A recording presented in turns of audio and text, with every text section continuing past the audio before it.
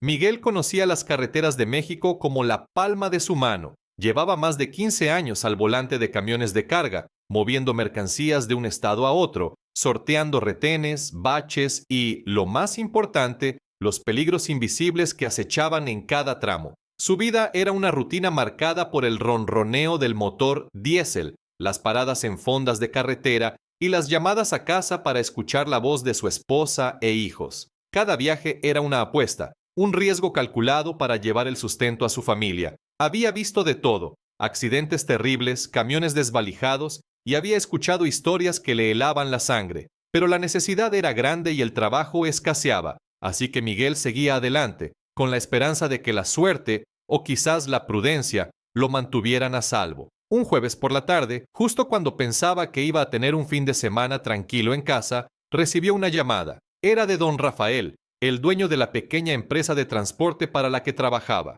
La voz de don Rafael sonaba un poco más grave de lo normal. Había un encargo de última hora, muy bien pagado, pero con algunas condiciones algo extrañas. Miguel debía transportar una carga discreta, de la que no se le darían muchos detalles, y, además, llevaría un solo pasajero, que se uniría a él en un punto de encuentro específico. La paga era más del doble de lo habitual por un viaje de esa duración. Miguel dudó un segundo. Las cosas que pagaban tan bien solían venir con un precio oculto, pero las deudas no esperaban, y la escuela de los niños necesitaba nuevos uniformes. Aceptó. El punto de encuentro era un motel de carretera a las afueras de Guadalajara. Cuando llegó, un coche oscuro con cristales polarizados ya estaba esperando. Del coche bajó un joven, no más de 25 años, bien vestido, con una camisa de seda y unos lentes de sol de marca. Miguel lo llamó el patrón en su mente, porque así se presentaba la gente importante en estos tratos. El joven tenía una actitud reservada, casi distante.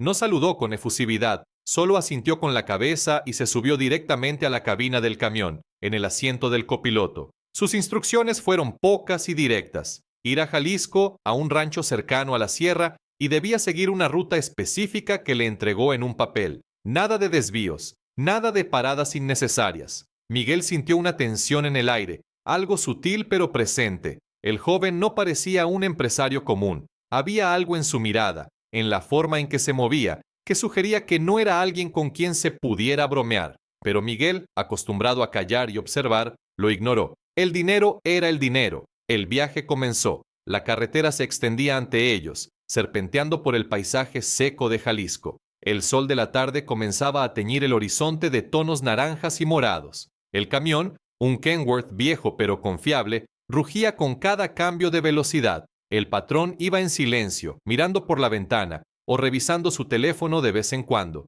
Miguel intentó entablar una conversación ligera un par de veces sobre el clima o el tráfico, pero las respuestas del joven eran monosílabas, cortantes. Pronto, Miguel desistió. La atmósfera en la cabina se volvió pesada, cargada con el silencio del joven pasajero. Pequeños detalles empezaron a molestar a Miguel. El patrón no comía, no bebía, apenas se movía. Su teléfono sonaba de vez en cuando, pero él no contestaba. Solo miraba la pantalla con una expresión indescifrable. Era como si estuviera esperando algo, o quizás huyendo de algo. Miguel intentaba quitarse esas ideas de la cabeza, pero la sensación de que algo no andaba bien se le pegaba como el polvo de la carretera.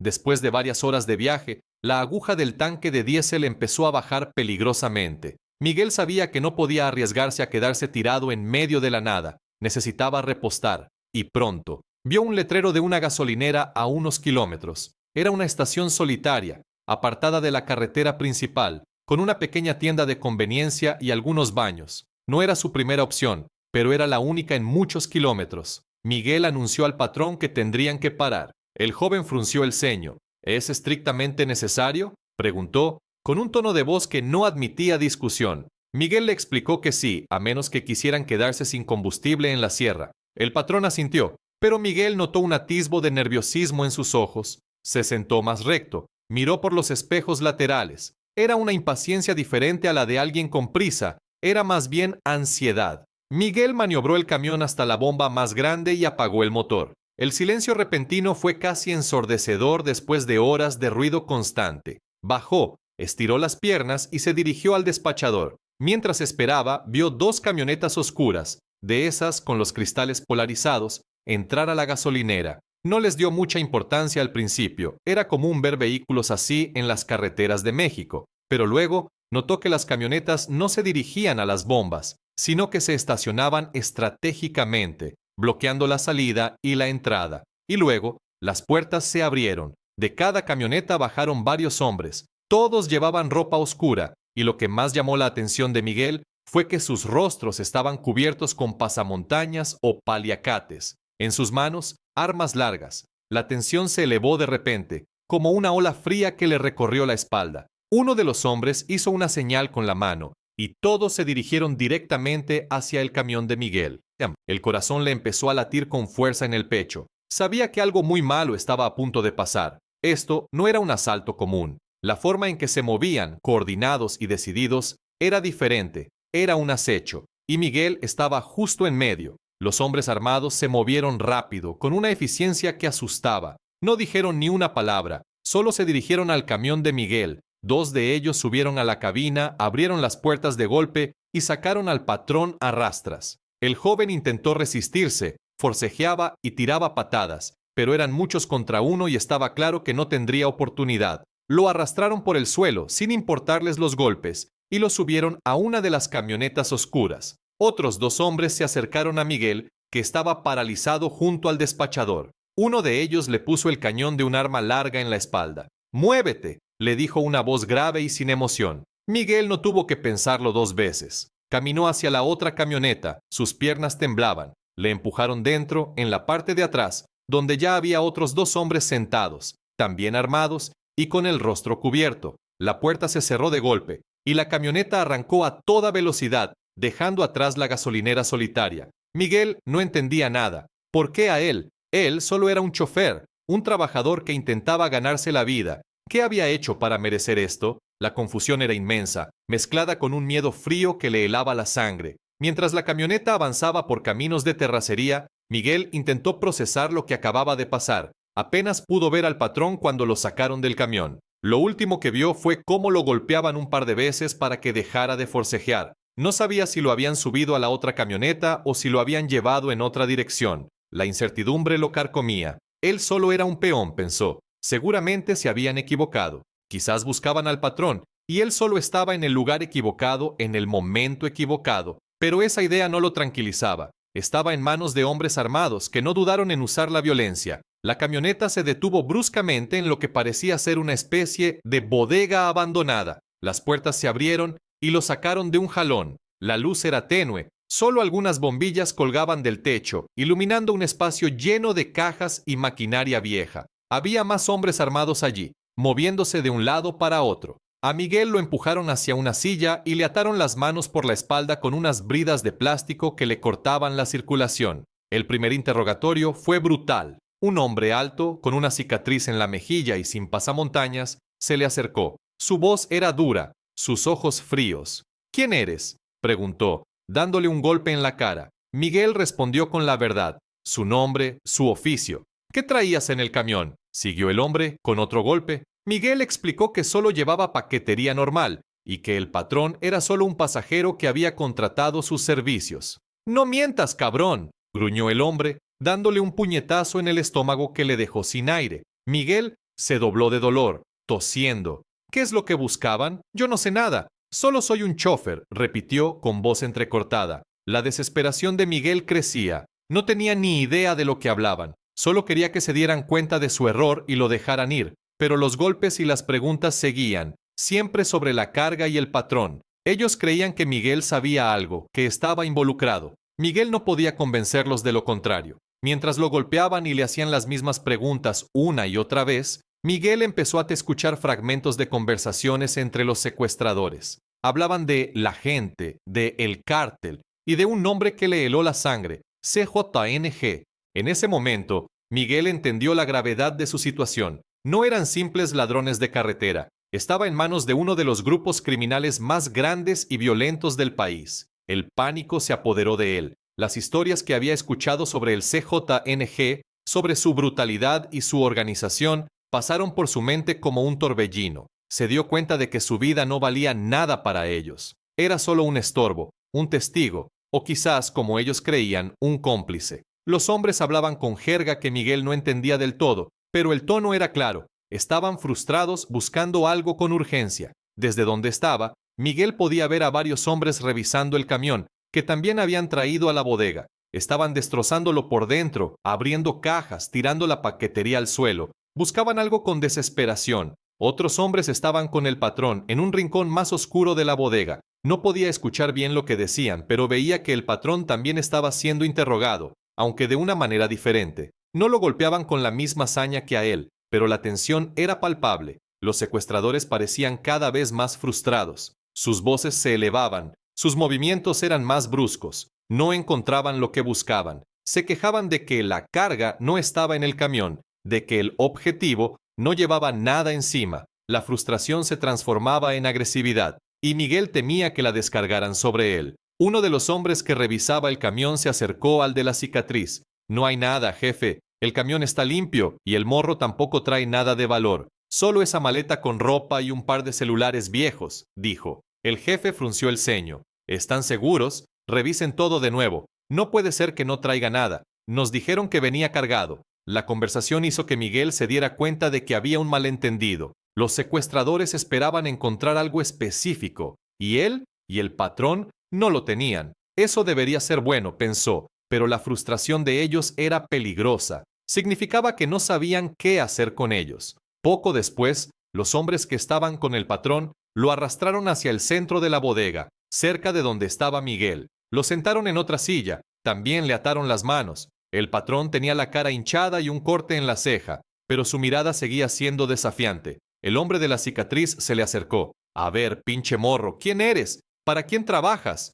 Habla ya, o te juro que te vas a arrepentir de haber nacido. El patrón escupió en el suelo, sin decir una palabra. La agresividad del secuestrador aumentó. Le dio una bofetada al patrón, luego otra. Pero el joven no cedía. Su silencio era una burla para ellos, y los irritaba aún más. Miguel, desde su silla, solo podía observar, aterrorizado. Su vida dependía de que estos hombres encontraran lo que buscaban, o de que se dieran cuenta de que eran un error. Pero la situación solo empeoraba con cada minuto que pasaba. La frustración de los secuestradores era un polvorín a punto de explotar, y Miguel y el patrón estaban justo encima. El hombre de la cicatriz, harto de la resistencia del patrón, hizo una señal a uno de sus hombres. «Tráiganme el fierro», dijo con voz ronca. Miguel sintió un escalofrío. Sabía lo que eso significaba. Era el momento de la tortura, de la presión real para que el patrón hablara. Vio como un tipo grande se acercaba con una barra de metal. El patrón, a pesar de su actitud desafiante, parpadeó.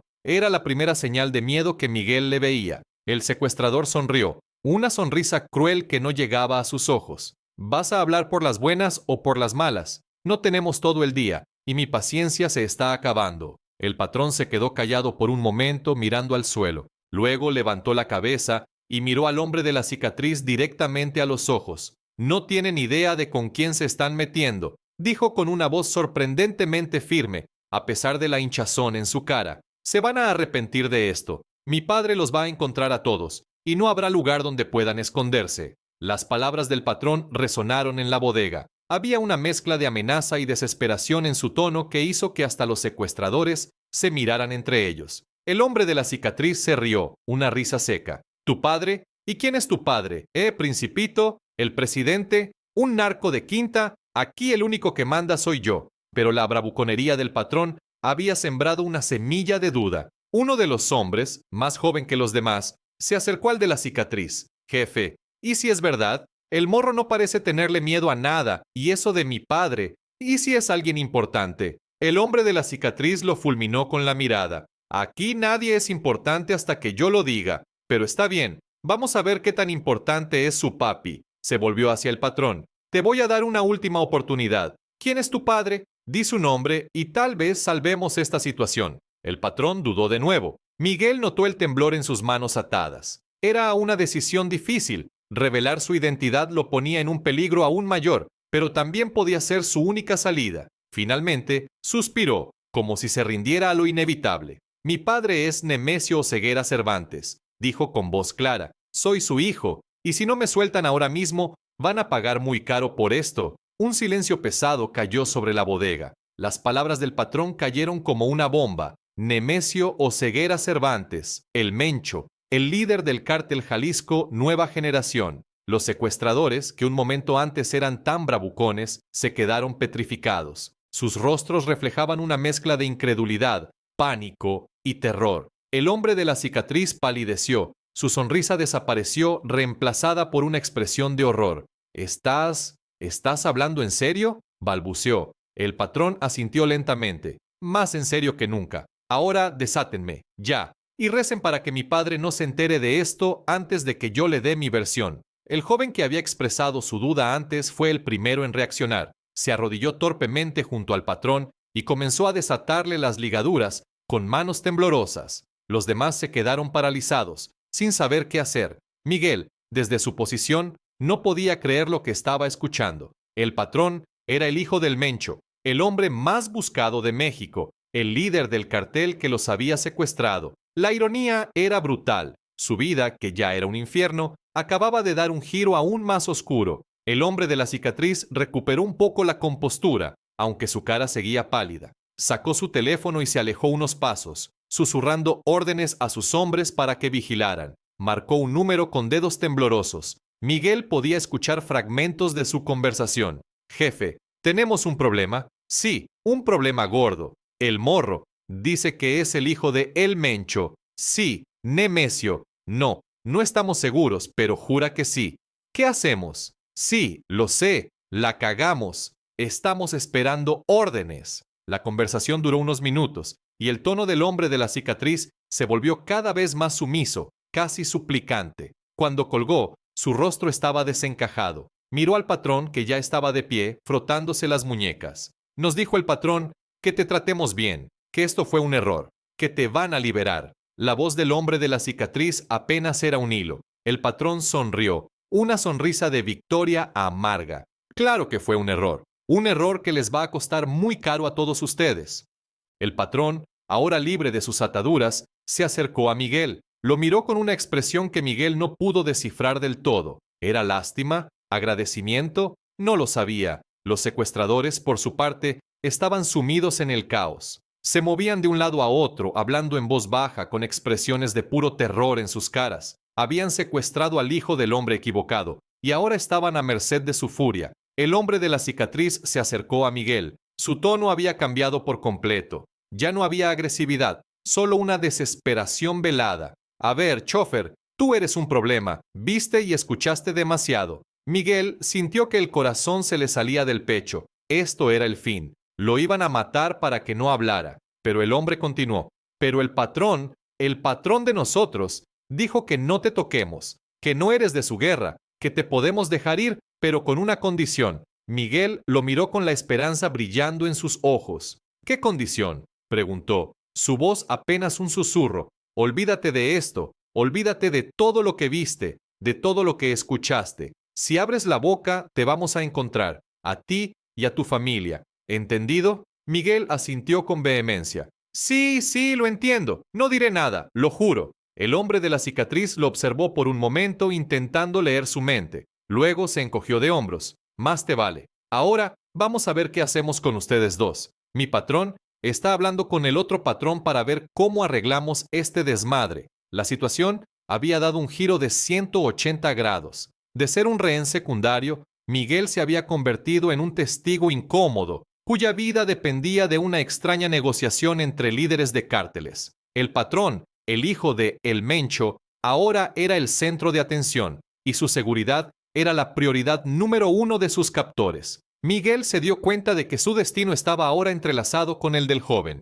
Si al patrón le pasaba algo, él también pagaría las consecuencias. Su vida, que ya pendía de un hilo, ahora estaba aún más en el aire, a merced de la furia de El Mencho y la desesperación de los que habían cometido el error de secuestrar a su hijo. Las horas que siguieron fueron un limbo de tensión y miedo. Los secuestradores, ahora más que nunca, estaban nerviosos. Habían pasado de ser los depredadores a ser las presas, y Miguel, el simple chofer, estaba atrapado en medio de todo. La noticia del secuestro del hijo de El Mencho no tardó en llegar a oídos de su padre. La furia que esto desató fue inmensa, comparable a un volcán en erupción. De inmediato, se activaron todas las alarmas dentro de su organización. No era solo un secuestro, era una afrenta directa, una declaración de guerra de una facción que, aunque parte del mismo CJNG, había cometido un error imperdonable. Las fuerzas de El Mencho se movilizaron con una rapidez y brutalidad impresionantes.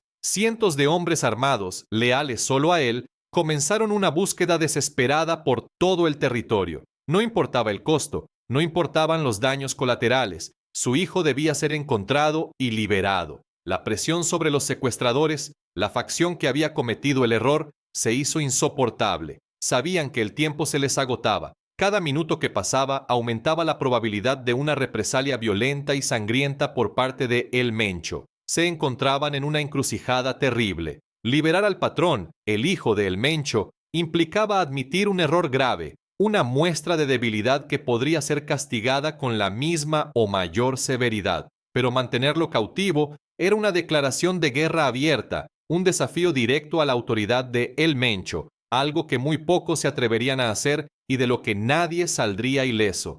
La incertidumbre y el miedo se apoderaron de ellos, carcomiendo la poca cohesión que el grupo tenía. Miguel, el chofer, se convirtió en una pieza más en este macabro ajedrez. Los secuestradores se dieron cuenta de que su presencia, aunque incómoda, podría ser útil. Ya no era solo un testigo, sino una posible moneda de cambio, un elemento más en una negociación que se vislumbraba compleja y peligrosa. Comenzaron a usarlo para enviar mensajes indirectos, para mostrar que tenían control sobre la situación, aunque en realidad estaban perdiendo el control a cada instante. Miguel, aterrorizado, se dio cuenta de que su vida no valía nada para ellos. Era solo un objeto más en sus manos, a merced de los caprichos de criminales de alto nivel. Su existencia se había reducido a una simple pieza en un juego mortal. La tensión dentro del grupo secuestrador era palpable, casi asfixiante. Las acusaciones volaban de un lado a otro. ¿Quién tuvo la brillante idea de secuestrar a ese muchacho?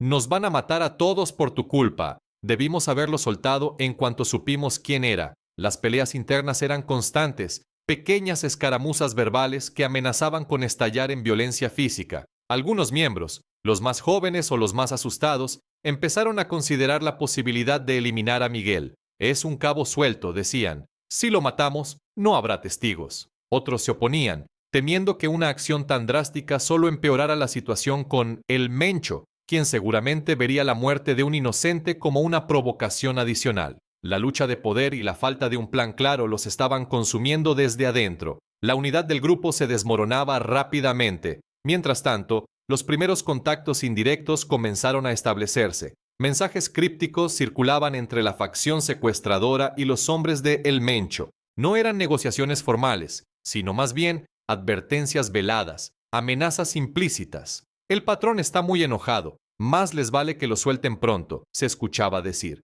Si le tocan un pelo, no habrá lugar en México donde puedan esconderse. La respuesta de los secuestradores era de intentar ganar tiempo, de mostrar una falsa calma que no sentían. Estamos viendo qué hacemos. No se desesperen. Él está bien. Pero el tono no engañaba a nadie. El tiempo se agotaba rápidamente y la situación se volvía cada vez más volátil. La calma era solo una fachada. Debajo bullía un caldo de cultivo para la violencia. Miguel, en su cautiverio, escuchaba fragmentos de estas conversaciones. Entendía la gravedad de la situación, la magnitud del error que habían cometido sus captores. La vida de todos, incluida la suya, pendía de un hilo muy delgado. Observaba al patrón, el hijo de El Mencho, quien, a pesar de la situación, mantenía una extraña calma, una arrogancia que solo alguien con su estatus podía tener. Era como si supiera que, al final, su padre movería cielo y tierra para sacarlo de allí. Miguel no tenía ese consuelo. Para él, cada segundo era una agonía,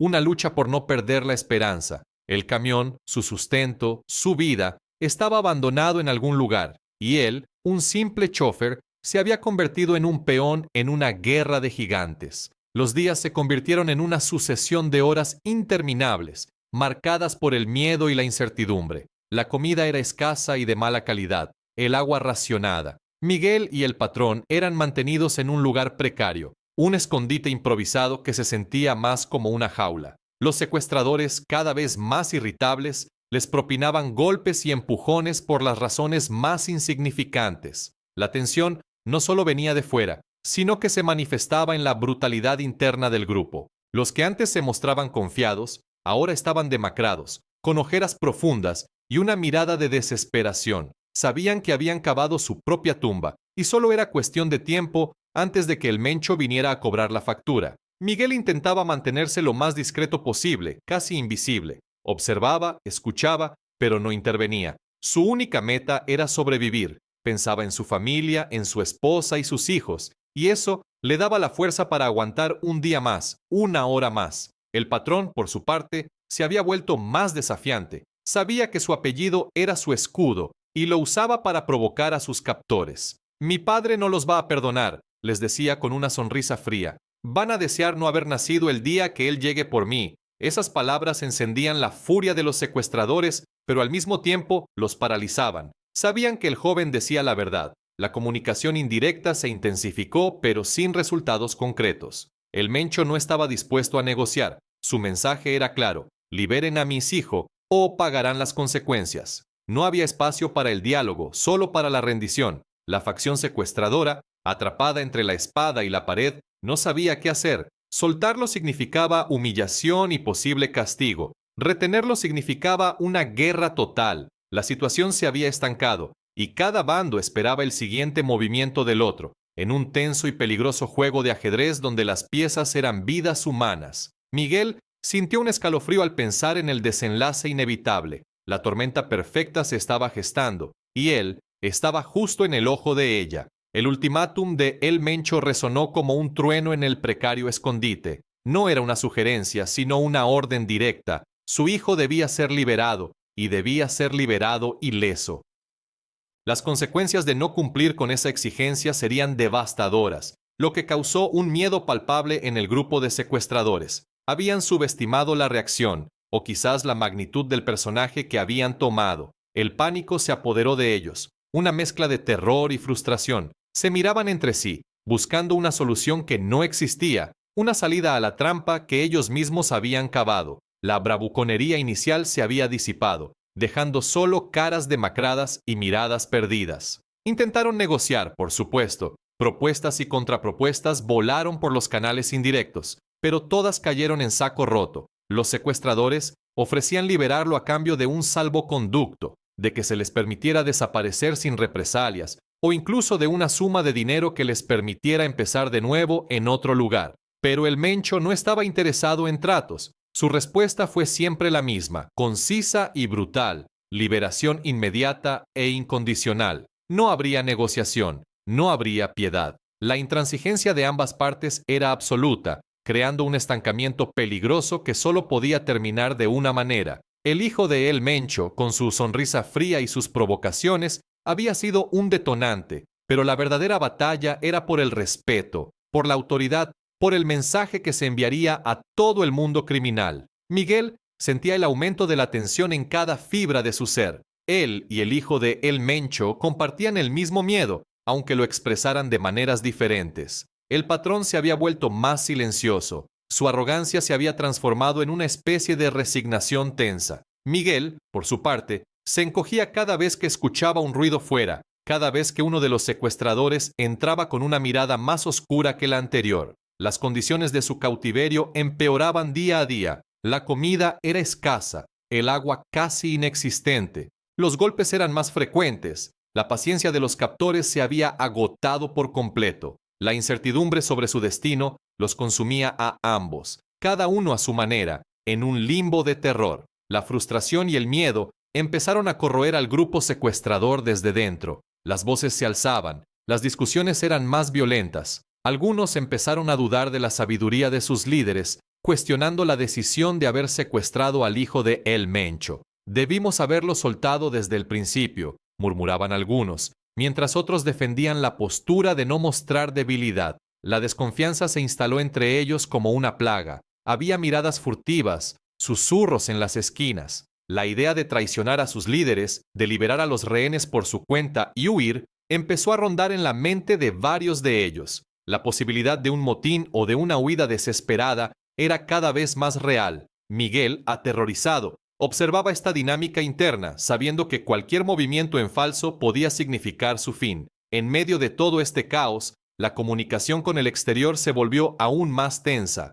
Los informes que llegaban de afuera eran cada vez más alarmantes. El Mencho no estaba esperando. Sus hombres estaban en movimiento, buscando, rastreando. La señal era clara. El plan de rescate se había activado. No había vuelta atrás. La negociación había fracasado estrepitosamente y la única opción que quedaba era la fuerza. Miguel sintió un escalofrío que le recorrió la espalda. Las palabras de el patrón, las amenazas de el Mencho, todo confluía en un único punto: la inminencia de un enfrentamiento violento. La calma antes de la tormenta había terminado, y ahora solo quedaba esperar el impacto. No sabía si sobreviviría, pero la esperanza, por mínima que fuera, se aferraba a la posibilidad de que el caos del rescate le ofreciera una oportunidad para escapar. Era un pensamiento desesperado, pero en ese infierno, cualquier rayo de luz era bienvenido. La espera se hizo insoportable. Cada minuto se estiraba como una eternidad, cargado de un presagio oscuro y helado.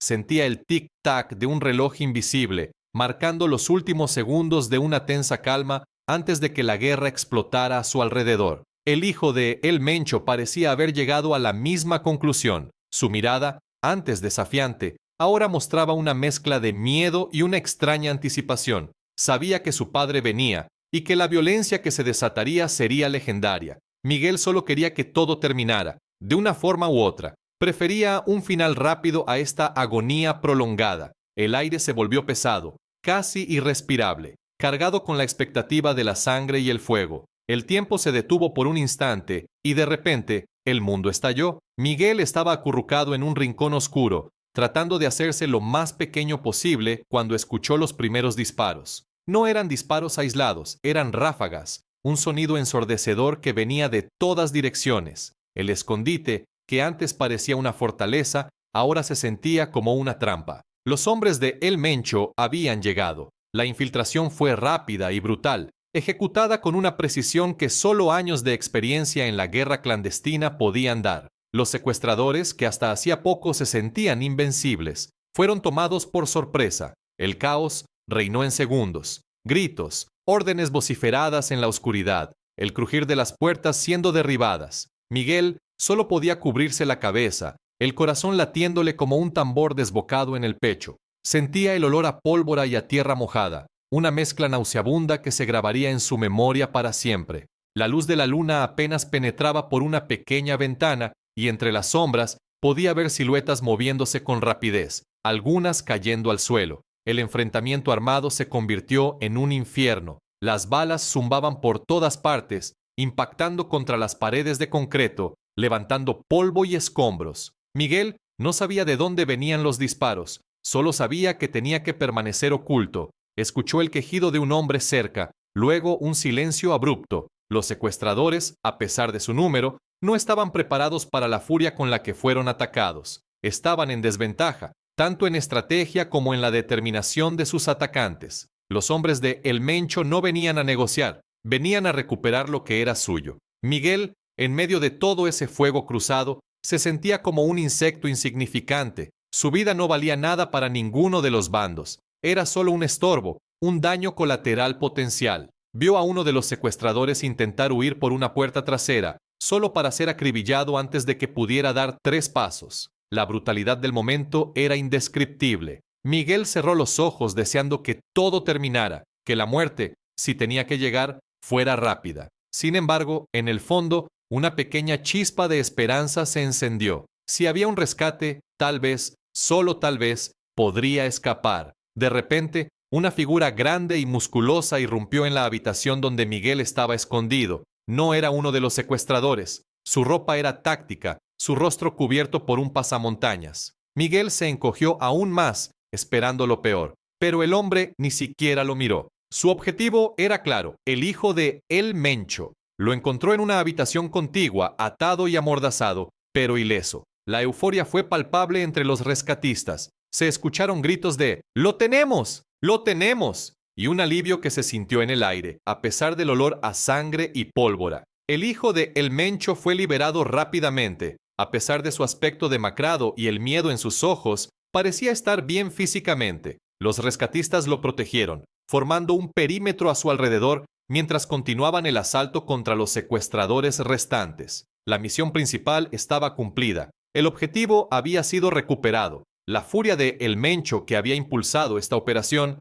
ahora se transformaría en una venganza calculada contra aquellos que se atrevieron a tocar a su familia. Los secuestradores que no fueron abatidos en el enfrentamiento inicial fueron rápidamente sometidos. No hubo piedad. Las órdenes eran claras. Nadie que hubiera participado en el secuestro debía quedar libre. Miguel escuchó los lamentos de los capturados, los golpes secos, los disparos finales. La respuesta del Mencho fue brutal, un mensaje contundente para cualquiera que pensara en desafiarlo en el futuro. Las consecuencias de haber cometido un error tan grave se materializaban en cada vida arrebatada, en cada cuerpo que caía al suelo. Miguel, aunque aterrorizado, observó la escena con una mezcla de horror y fascinación. Los hombres de El Mencho eran eficientes, despiadados. Se movían como una máquina bien engrasada, limpiando el lugar, asegurándose de que no quedara ningún cabo suelto. Para ellos, no era solo una operación de rescate, era una declaración de poder.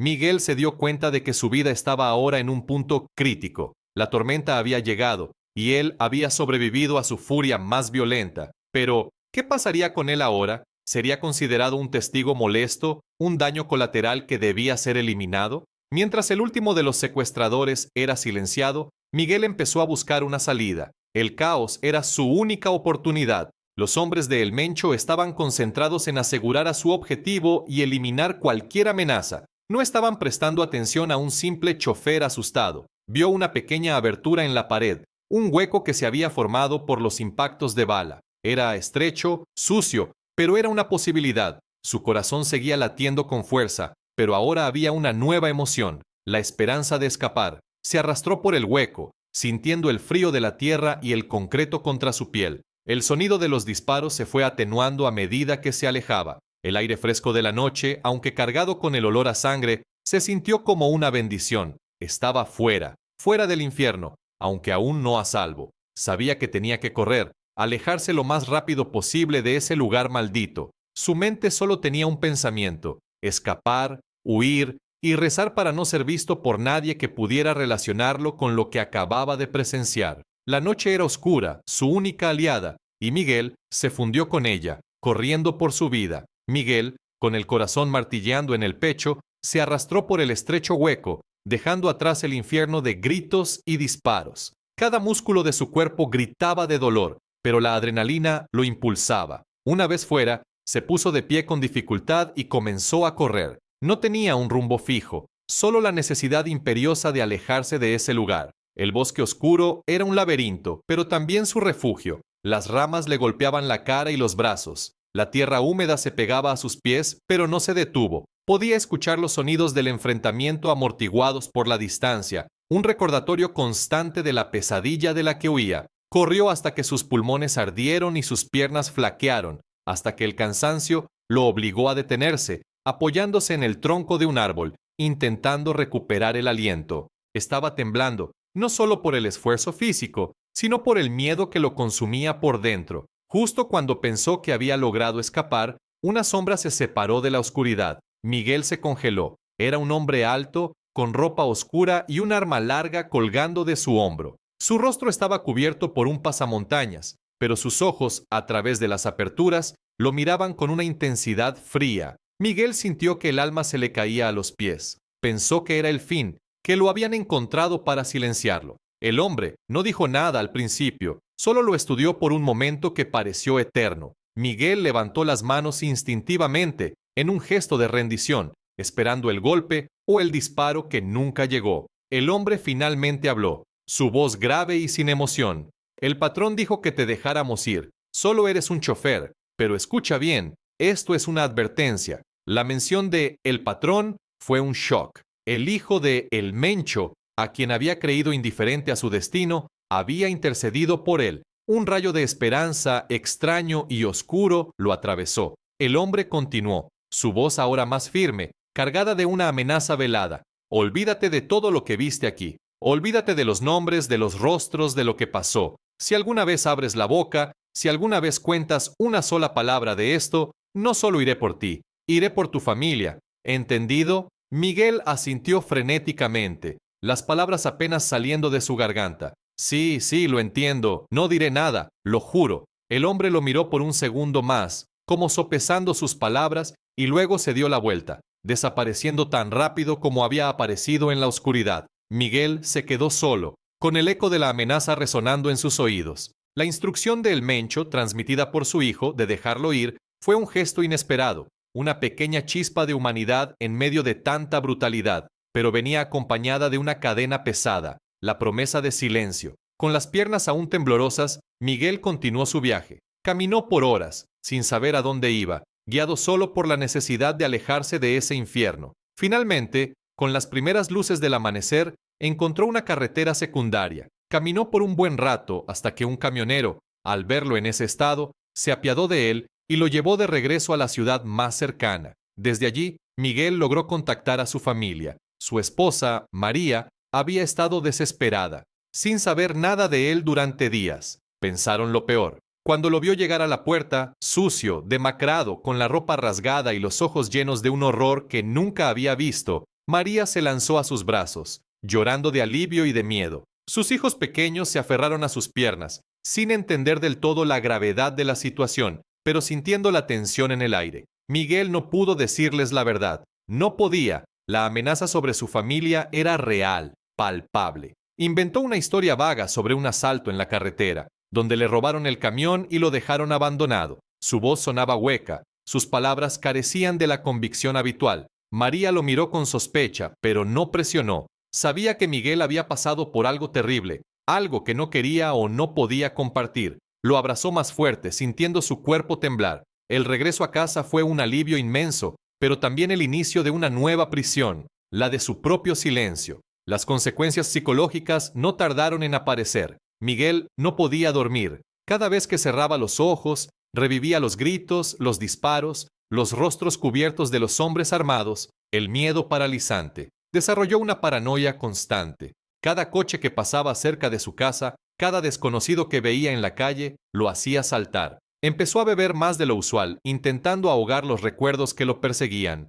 Su risa se volvió rara, forzada, y sus ojos, antes llenos de vida, ahora tenían una mirada distante, perdida. El incidente lo había cambiado por completo. Ya no era el mismo chofer despreocupado que amaba la carretera. Ahora, cada viaje era una fuente de ansiedad. Cada gasolinera le recordaba la emboscada. Cada persona que subía a su camión era una potencial amenaza. Había perdido la inocencia, el sentido de seguridad que una vez tuvo. La vida de Miguel se convirtió en una lucha interna constante por superar el trauma, por seguir adelante por el bien de su familia. Pero sabía que una parte de él se había quedado en ese bosque oscuro, aquella noche de terror. El secreto lo carcomía por dentro, un peso invisible que llevaría consigo por el resto de sus días, un testimonio silencioso de los horrores ocultos que se gestaban en la oscuridad de su país. Cada día era un esfuerzo, cada noche una batalla contra los fantasmas de un pasado que se negaba a desaparecer. La promesa de silencio era su condena, pero también la única forma de proteger a lo que más quería. Mientras Miguel luchaba con sus demonios internos, en las sombras del mundo criminal, la venganza de El Mencho ya estaba en marcha. La noticia del secuestro de su hijo había desatado una furia incontrolable, un vendaval de violencia que arrasaría con todo a su paso. No solo era una afrenta personal, sino un desafío directo a su autoridad, una señal de debilidad que no podía permitirse. La facción del CJNG que había cometido el error fatal fue marcada para la extinción. No hubo negociaciones, no hubo clemencia, solo una purga brutal, rápida y sin piedad. Los operativos de El Mencho se movieron con una eficiencia aterradora. Localizaron los escondites, las casas de seguridad, los puntos de reunión de los responsables. Las redadas fueron sangrientas, dejando un rastro de destrucción y muerte. No importaban los lazos de sangre o las lealtades pasadas. Cualquiera que hubiera tenido la menor participación en el secuestro o que simplemente no hubiera actuado para evitarlo,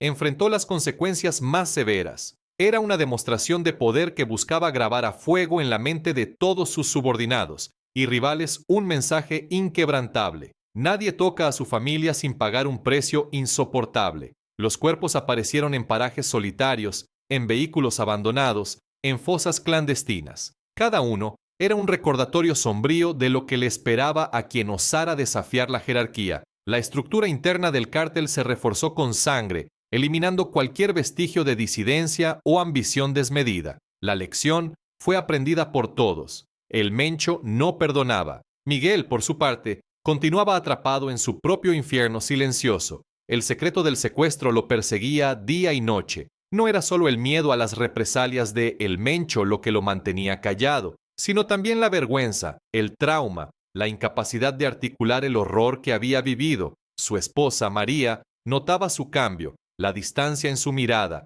los sobresaltos nocturnos. Intentaba hablar con él, pero Miguel siempre desviaba la conversación, inventaba excusas. El trabajo es duro, mi amor, decía, con una voz que no le pertenecía. Son solo los nervios. Pero María sabía que había algo más profundo, algo que lo había roto por dentro. A veces, en medio de la noche, ella lo encontraba sentado en la oscuridad de la sala, mirando la nada, con los ojos vidriosos. Sabía que él no dormiría. Había noches en que lo escuchaba llorar en silencio, ahogando los sollozos para no despertarla. El Miguel que ella conocía, el hombre ruidoso y alegre, el que siempre tenía una broma lista, se había desvanecido. En su lugar, había un hombre consumido por el miedo, un fantasma de lo que fue. La historia del secuestro del hijo de El Mencho no tardó en convertirse en una leyenda urbana en el inframundo del crimen organizado. Los detalles se distorsionaban y exageraban con cada boca que la repetía. Algunos decían que los secuestradores habían sido descuartizados lentamente, otros que sus familias enteras habían desaparecido. La gasolinera, antes un punto de paso cualquiera, se convirtió en un lugar maldito, un recordatorio de un error imperdonable. La leyenda servía como advertencia, una fábula macabra sobre los peligros de la guerra entre cárteles y la línea delgada entre la vida y la muerte en ese mundo. Era un recordatorio de que, incluso dentro de la misma organización, la traición se pagaba con la vida. La historia se contaba en los barrios marginales, en las cárceles, en las reuniones clandestinas, siempre con un tono de reverencia y terror. Se hablaba de cómo el Mencho había movido cielo y tierra, de cómo su furia había sido tan grande que había consumido a sus propios hombres. Era una historia que cimentaba su reputación como un líder implacable, alguien a quien no se le podía tocar. Para el público en general, ajeno a los intrincados y brutales detalles del mundo criminal, el incidente fue, si acaso, una nota breve en los periódicos locales, un número más en las estadísticas de violencia. Un chofer secuestrado junto a un desconocido se leía en alguna que otra columna, sin profundizar en las identidades ni en las verdaderas implicaciones. La constante ola de violencia en ciertas regiones de México había normalizado lo inimaginable. La gente se había acostumbrado a los titulares de ejecuciones, desapariciones y enfrentamientos. La vida de Miguel, su trauma, el horror que había presenciado, permanecían invisibles para la mayoría. Una tragedia personal que se perdía en el ruido de un país acostumbrado al dolor. Su destino, como el de muchos otros, era solo una estadística, un nombre sin rostro en la larga lista de víctimas colaterales de una guerra que parecía no tener fin. La historia de Miguel era un testimonio silencioso de la fragilidad de la vida en un contexto de crimen organizado. Un hombre común, un trabajador honesto, atrapado sin querer en el epicentro de una guerra de cárteles.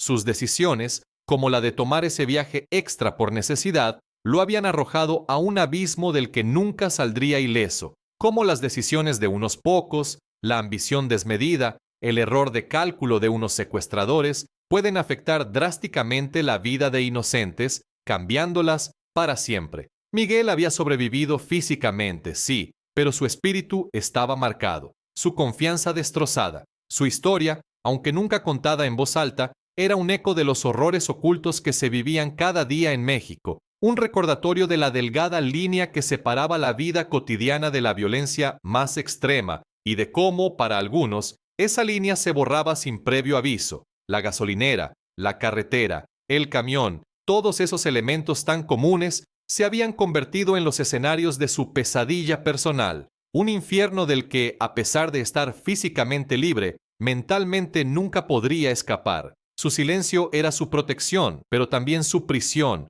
un legado amargo de una noche que cambió todo.